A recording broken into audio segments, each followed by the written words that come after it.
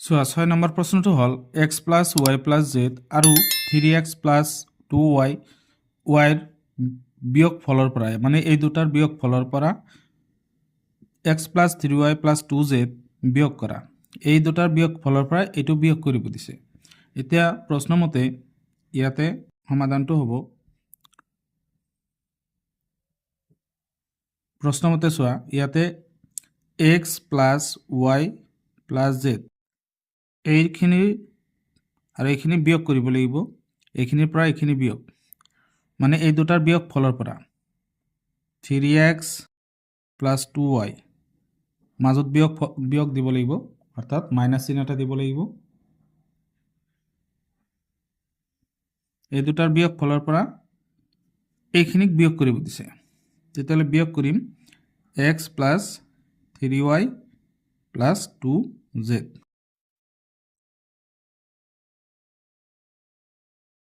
এই দুটাৰ বিয়োগফলৰ পৰা এইখিনিক বিয়োগ কৰিব লাগে তেতিয়াহ'লে চোৱা এইখিনি আৰু আগত আমি বিয়োগ কৰি লওঁ x + y + z এতিয়া চোৱা মাইনাসেৰে যদি এইটো পূৰণ কৰি দিওঁ মাইনাসে প্লাসে -3x হ'ব অৰ্থাৎ 3x ৰ আগত প্লাস চিন আছে ভিতৰত এই মাইনাসেৰে যদি আমি ভিতৰৰ প্লাসক পূৰণ কৰোঁ তেতিয়া কি হ'ব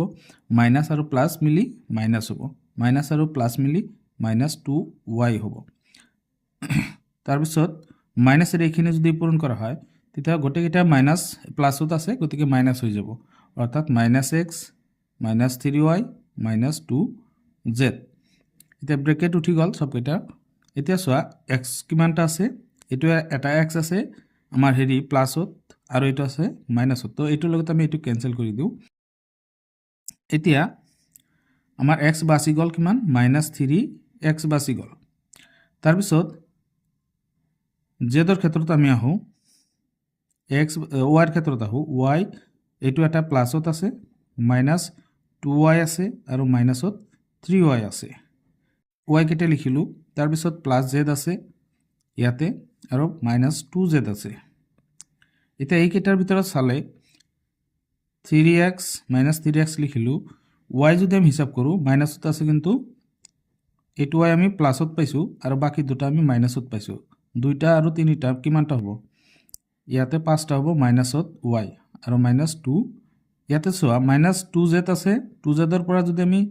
এটা z প্লাসত আছে এটো বাদ দিও মাইনাসত এটা কিন্তু থাকি যায় তে -এটা z আমি ইয়াতে লিখি লম অর্থাৎ চোৱা ইয়াতে মাইনাস থকা দুটা মাইনাস আছে মানে কি দুটা ঋণ এটা প্লাস মানে এটা জমা আছিল এতিয়া আমি ঋণটো যদি আমি হেৰি কৰো পৰিশোধ কৰো তেতিয়া এটা কিন্তু পৰিশোধ কৰিব পাৰিম কিন্তু এটা থাকিবই এটা মাইনাসত থাকিবই এতিয়া চোৱা -3x পাঁচটা কিন্তু মাইনাসত আছে অৰ্থাৎ ঋণ বেশি এটা যদি আমি পৰিশোধ কৰো তেতিয়া আমাৰ মাইনাসত চাৰিটা আৰু থাকিব ঋণ আৰু -z এটা এইটো হ'ব আমাৰ आंसर এতিয়া সব এখিনিৰ বিয়োগফলৰ পৰা এখিনি বিয়োগ কৰিলে আমি এখিনি পাও তো আমাৰ आंसरটো এখিনি হ'ব